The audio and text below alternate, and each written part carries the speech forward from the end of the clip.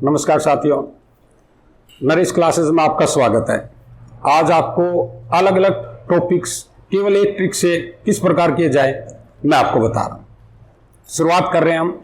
अक्सर पहले अगर बेस की बात करें तो पहले कुछ हल्का सा बातचीत करेंगे। क्वेश्चन है, एक बाड़े में गाय और मुर्गियां, फिर है आपके पास कोई धन 10%, 8% की दर से, फिर आपके पास है कि किसी परीक्षा में आपने देखा है कि भाई कुछ सवाल सही थे कुछ गलत थे, कितने उसने सही सवाल किए, या आपके पास है कि किसी व्यक्ति के पास 10 रुपए 5 रुपए के नोटों की सूरत में उसके पास कुछ धन है, तो टोटल धन कितना हुआ। इन सबको एक यूनिक मेथड से और अपने ही तरीके से करने की कोशिश करेंगे। ठीक है, पहला सवाल जो मैं आपके लिए ले रहा हूं, हम देखते हैं कि किसी बाड़े में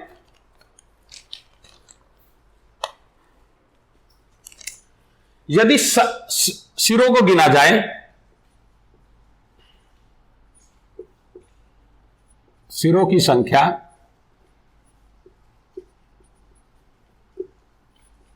48 और पैरों की संख्या 140, वहां गाय और मुर्गी, किसी सूत्र या फार्मूले की आपको कोई जरूरत नहीं है। जो पूछा है सिर्फ उसी को उठाएंगे। जो अपना जो करने का तरीका है, हम एक अलग कॉन्सेप्ट तैयार कर रहे हैं कि यदि सारी की सारी वहां मुर्गियां होती मान ली जाती, तो वहां टोटल पैर होते आपके 96, पैर है 140,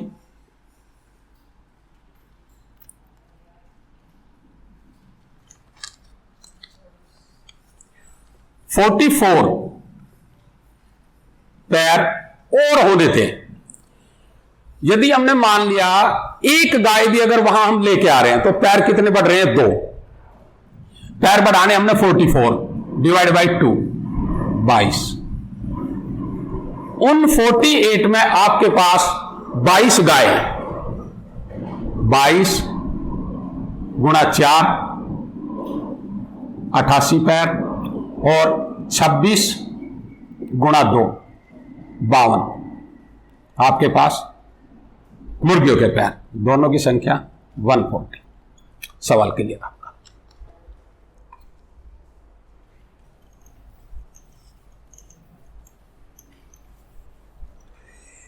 इसी में यदि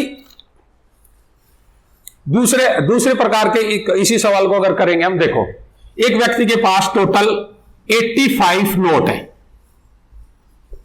ये 5 रुपए और 10 रुपए की शक्ल में।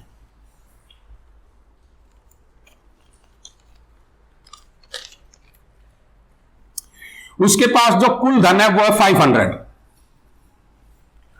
वो पूछ रहा है कि वहां 5 रुपए और 10 रुपए के नोटों की संख्या कितनी है। मैं ये मान के चल रहा हूं कि वहां जितने भी नोट है वो सारे के सारे यदि 5 रुपए के होते, तो 85 इंटू 5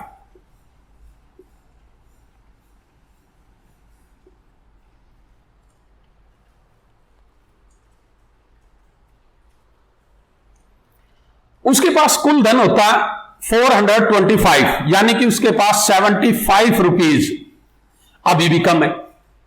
ये 75, यदि हम एक नोट 10 रुपए का ले आते हैं यहां से, तो उसके पास 5 रुपए बढ़ रहे हैं। बढ़वाने कितने? 75 डिवाइड बाई 5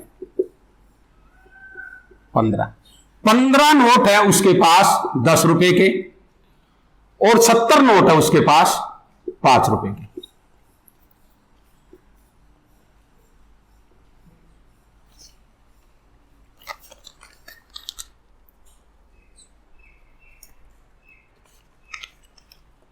$150,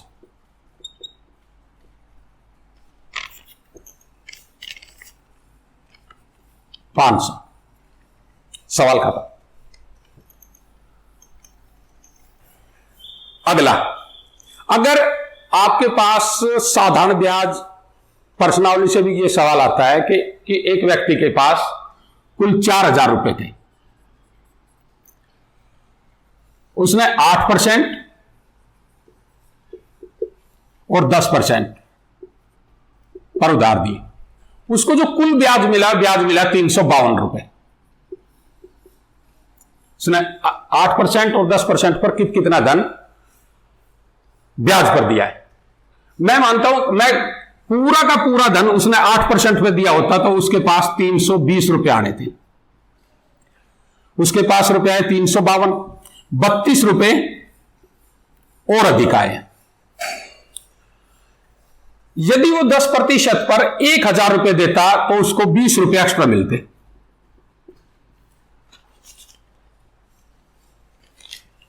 आठ % तो मिल ही लिया, 2% और एक्स्ट्रा मिलता तो 1000 रुपए यदि यहां से दिए जाए तो उसको 20 रुपए एक्स्ट्रा मिलते।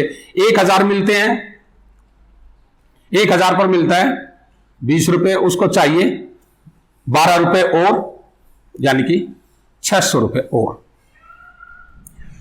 1000 और 600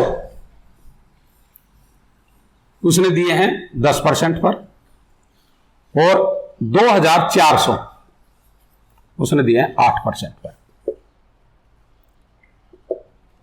सवाल खत्म। इसी टाइप का अगला देखते हैं। एक निशानेबाज को प्रत्येक सही निशाना लगाने पर 1 रुपया मिलता है और गलत निशाना लगाने पर उसको 1 रुपया देना पड़ता है। उसने 100 बार ट्राई की, उसको 100 बार उसने ट्राई की, उसको रुपए मिले 30। उसने कितनी बार सही निशाना लगाया है, कितनी बार गलत लगाया? टोटल निशाना उसका जो उसको लगाने थे 100, सही पर 1, गलत पर 1 रुपए दंड पड़ता है। मैं ये मान के कहता हूं कि उसने पूरे के पूरे सही निशाने लगाए होते तो उसको 100 रुपए मिलना था, उसको रुपए मिले 30। 70 रुपए उसको नहीं मिले। ये 70 रुपए उसका गलत निशाना लगाने के कारण कट गए। यदि उसने एक निशाना गलत लगाया होता तो उसको 1 रुपए का तो दंड ये मिल रहा था और ये उसको ये नहीं मिल रहा था। तो एक गलत निशाना लगाने पर उसके पास जो रुपए का फर्क पड़ रहा था वो पड़ रहा था 2 रुपए का। 35, ये 35 बार उसको दंड मिला है। तो उसमें जो वहां जो टोटल जो ठीक निशाना लगाया है 35 तो उसने गलत लगाया है, 65 उसके निशाने ठीक है और 35 उसके निशाने गलत है। ठीक है, नेक्स्ट वन। अगला सवाल इसी प्रकार का। एक परीक्षार्थी ने किसी परीक्षा के 90 जो टोटल क्वेश्चंस थे उन सभी को अटेम्प्ट किया। प्रत्येक सही क्वेश्चन आंसर के लिए उसको 5 अंक मिलते हैं और प्रत्येक गलत आंसर के लिए उसको 2 अंकों से दंडित किया जाता है, उसके ऊपर पेनल्टी होती है। ये जो आजकल हम परीक्षा कर ही रहे हैं, हमें पता ही है। नेगेटिव मार्किंग से किस प्रकार हमारे नंबर का हमें पता कैसे चले कि कितने हमने ठीक किए, कितने हमने गलत किए। यदि इस कॉन्सेप्ट को क्लियर करना है तो इसके लिए भी सेम ट्रिक। टोटल क्वेश्चन 90, सही के लिए 5, गलत के लिए 2, ये पेनल्टी है उसके ऊपर। मैं मान के चलता हूं उसने पूरे 90 के 90 करेक्ट अटेम्प्ट किए तो उसको मिलना था 450। उसको एक्चुअल में जो नंबर मिले वो मिले 387। 63 उसके ऊपर पेनल्टी नेगेटिव मार्किंग हो गए डिफरेंस आया है।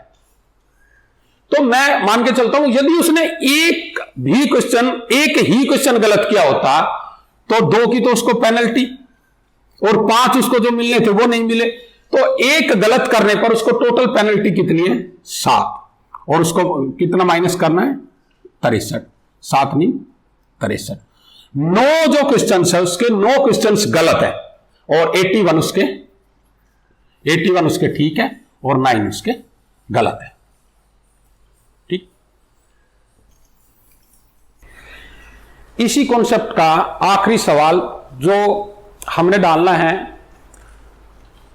यदि इसी ट्रिक को रेलगाड़ी संबंधी प्रश्नों में लिया जाए, समय दूरी में लिया जाए तो किस प्रकार करेंगे? इसका क्वेश्चन देखना। एक व्यक्ति 61 किलोमीटर की यात्रा में 4 किलोमीटर और 9 किलोमीटर प्रति घंटे की रफ्तार से कुछ दूरी तय करता है। कुछ दूरी वो 4 किलोमीटर प्रति घंटे की रफ्तार से चलता है और कुछ दूरी वो 9 किलोमीटर प्रति घंटे की रफ्तार से चलता है।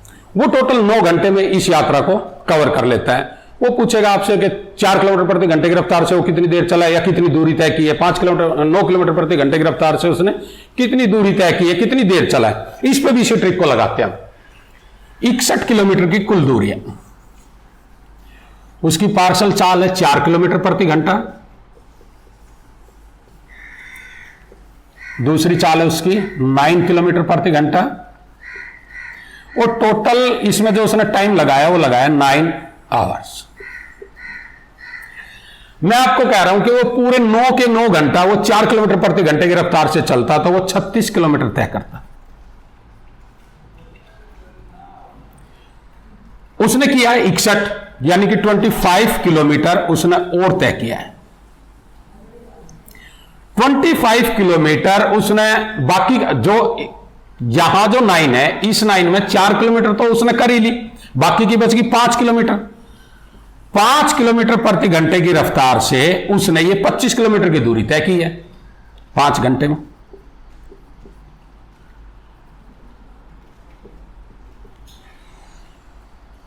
नाइन किलोमीटर पर आवर जो उसकी स्पीड से थी उससे वो 5 घंटे चला है, तो 4 घंटे चला है वो 4 किलोमीटर की से 4 गुणा 4 16 किलोमीटर की दूरी उसने तय की है 4 किलोमीटर प्रति घंटे की रफ्तार से और 45 किलोमीटर की दूरी उसने तय की है 9 किलोमीटर प्रति घंटे की रफ्तार से। इस प्रकार की आगे की जो बाकी की जो ट्रिक्स किन किन सवालों में किन किन टॉपिक्स में हम इन सारी ट्रिक को कर सकते हैं, ये आपके पास अगली वीडियो।